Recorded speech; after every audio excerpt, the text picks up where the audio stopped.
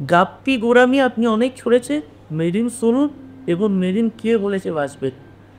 ভালো জায়গায় আমার পাশেই আমার বন্ধু বসে আছে অভিষেকটা সিস্কেপস, তার পরামর্শ নিই। আমার মনে হয় গাপ্পি গোঁড়ামির থেকে ক্লাউন ব্যবসা কিছু আছে। Hi friends, welcome to Seascapes. নমস্কার, আমি অভিষেক চৌধুরী। আজকে আমাদের এক বিশেষ অতিথি আমাদের সাথে রয়েছেন, মিস্টার সৌমিক দা। আর আজকে আমরা বিশেষ কথা বলবো না, আমরা আজকে এই টালিগঞ্জে কোন দিকে এটা আনোয়াশা রোড সো আজকে আমরা আছি কলকাতা টালিগঞ্জে, ওটা আনোয়ার শাহ রোড একটা বিখ্যাত জায়গায়। সেখানে শ্রমিকদার বাড়িতে। তো শ্রমিকদার কাছ থেকে জেনে নেব যে মেরিনের এক্সপিরিয়েন্স কীরকম, সিস্কেপসের সাথে তার এক্সপিরিয়েন্স কেমন, আর মেরিনের তার যে স্বপ্নটা ছিল সেই স্বপ্নটা তার কতদিনের কীরকম স্বপ্ন ছিল, আর কিভাবে তার এই মেরিন স্বপ্ন জার্নি সে শুরু করেছেন এবং সেটা আস্তে আস্তে বাস্তবে পরিণত হচ্ছে।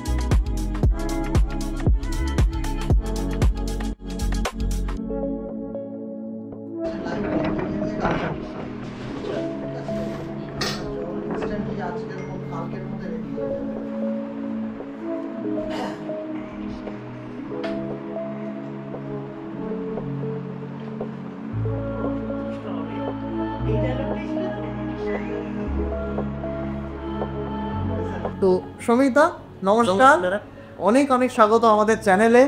তো সবার আগে আপনার পরিচয়টা জানতে চাইব। আমি সৌমিক ঘোষদা, ভোল্টাস টাটা গ্রুপের কর্মরত ইলেকট্রিক্যাল ইঞ্জিনিয়ার, বিদ্যুৎ ভ্রমণে আমার পোস্টিং।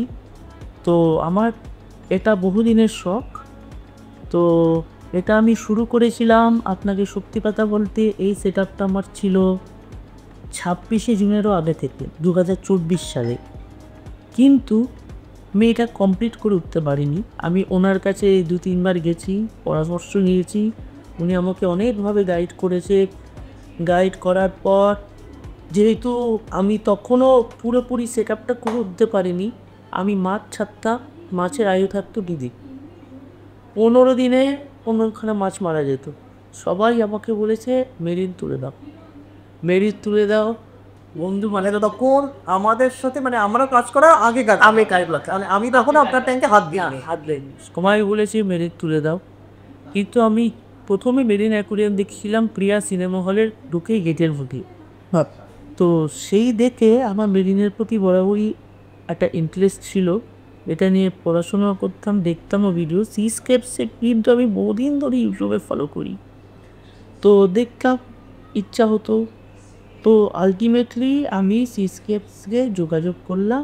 ওনারা আসলে এসে 4 ঘন্টা থেকে 5 ঘন্টার মধ্যে আমার এই ট্যাপটা রেডি করবে এবং তারপর বললে, আমার কাছে আইডিয়া ছিল না যে সেদিকেই মাছ ছাড়া দেয়। উনি আমাকে বললে মাছ আমি আজকেই ছাড়বো এবং মাছের LIC আমার, লাইফ ইন্স্যুরেন্স কর্পোরেশনের মতো দায়িত্ব আমার, মাছ যা হবে আমার দায়িত্বে। তারপর থেকে আজকে 16 নম্বর দিন আমার মাছ একদম মুখে আছে, আপনারা দেখতেই পাচ্ছেন, অ্যানিমো মুখে আছে, মাছ ফিডিংও করছে, সব কিছু একদম পরের দিন থেকেই মাছ ট্রেডিং করছে। পরের দিন থেকে আপনি আমাকে বলেছিলেন যে সেদিনটা রাত্রে কিছু খাবার না দিতে, পরের দিন সকাল থেকে খাবার দিতে। আমি পরের দিন সকালে অফিস যাওয়ার সময় দিয়েছি, সেদিক থেকেই মাছ দিই।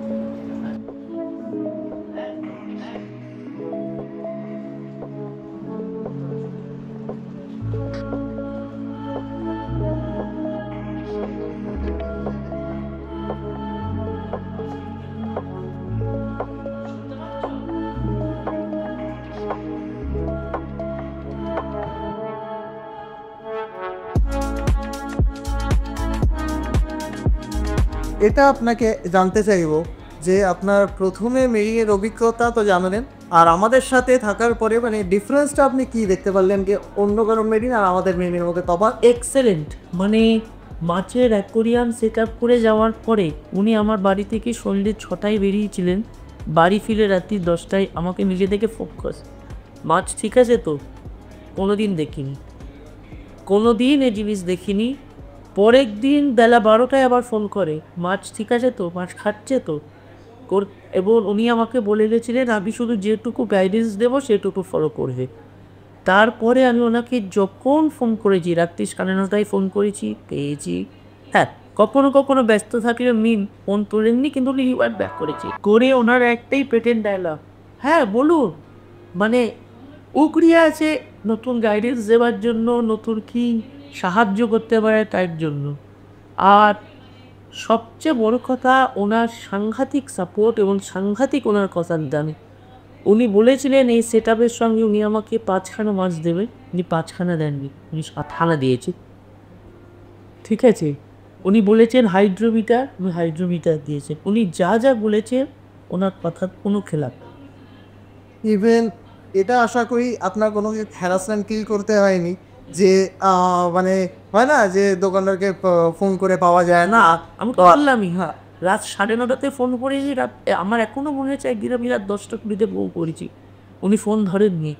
ফোন কল ব্যাক করলে করে ওনার পেটেন্ট ডায়লগ, হ্যাঁ বলুন, মানে উনি গাইডেন্স দিতে চাইছে। এই জিনিস আমি আর এখনও পর্যন্ত আমি যেটুকু, আপনি তো অনেক পড়াশোনা করেছেন মেরিন নিয়ে, আমি যেটুকু নলেজ আপনাকে শেয়ার করেছি বা যেটুকু আইডিয়া দিয়েছি সেইটুকু প্র্যাকটিক্যালি আপনি দেখে কেমন ফিল করেছেন সেটা? হ্যাঁ, অসাধারণ। মানে আমি সত্যি কথা বলেছি, আমি একটা মেরিন অ্যাকোরিয়াম সেট আপ করেছিলাম, আমার কাছে হাইড্রোমিটার ছিল, সেটা উনি এক্সপেক্টও করেননি। উনি এসে মেরিনটা তৈরি করে গেলে কি নিজের মনে কি ক্যালকুলেটারও আমি দিতে পারিনি, টেপও দিতে পারি, উনি এই জিনিসগুলো চেয়েছিলেন। উনি কী ক্যালকুলেট করলেন জানি না, দিয়ে বললেন হয়ে গেছে। আমি একটু চিন্তিত ছিলাম, কিন্তু উনি চিন্তিত ছিলেন, উনি হাসি মুখে চলে যান। আজকে যখন উনি এসছেন আমার ট্যাঙ্কের অবস্থা দেখতে, হাইড্রোমিটারটা নিয়ে এসে উনি বললেন আমার ক্যালকুলেশন পারফেক্ট, না 1 ছিপি জল দিতে হবে, না 1 চিমটি দিতে হবে। This is for experience. আমি সেদিনকে আমাদের বিনা হাইড্রোমিটারে আমি পুরো ট্যাঙ্কের জল আর নুন পুরো আন্দাজে দিয়েছি, কিন্তু ব্যাং অন দ্য টার্গেট এবারে এটা একদম আছে। ইভেন মাছও ছেড়ে দিয়ে গেছি সে নেয় ছাদে ছাদে কাজ করে একেবারে। একদম। তো সেটাই জাস্ট সঙ্গীবাবু, অনেক অনেক ধন্যবাদ আপনার সময় দেওয়ার জন্যে। জাস্ট আমাদের দর্শকগণকে যদি দুটো কথা বলে দেন যে তাদের আপনার এক্সপিরিয়েন্সের ওপরে বেস করে যে সিসকাসের সাথে জুড়লে তাদের কি লাভ হতে পারে বা কি কনসেপ্ট ক্লিয়ার হতে পারে। এবং মানুষের একটা ভুল ধারণা হচ্ছে মেরিন মাছ বাসে না, এটা সবচেয়ে বড় ভুল ধারণা। আপনি আজকে অ্যাকোরিয়াম শপে যাবেন, সবাই বলবে মেরিন বাঁচে না। ইভেন আমাকেও বলেছিল যে মেরিন সেট আপ তুলে দিয়ে ফ্রেশ ওয়াটার করুন। আমি আপনাকে বলবো না, গাপ্পি গোরামি আপনি অনেক ছড়েছে, মেরিন শুনুন এবং মেরিন কে বলেছে বাঁচবে। ভালো জায়গা, আমার পাশেই আমার বন্ধু বসে আছে অভিষেকটা সিস্কেপস, তার পরামর্শ নিই। আমার মনে হয় গাপ্পি গোরামির থেকে ক্লাউন ব্যবসা কিছু আছে। থ্যাংক ইউ, খুব খুব ভালো লাগলো। আর এরকম করেই আমি আপনাকে কথা দিচ্ছি অন রেকর্ড, যেভাবেই সাথে থাকবো, সুবিধা অসুবিধাতে যখন আপনি আমাদেরকে মনে করবেন সব সময় সিসকেপকে সাথে পাবে, পাশে পাবে। এটা সিসকেপসের কথা রইল। Thank you.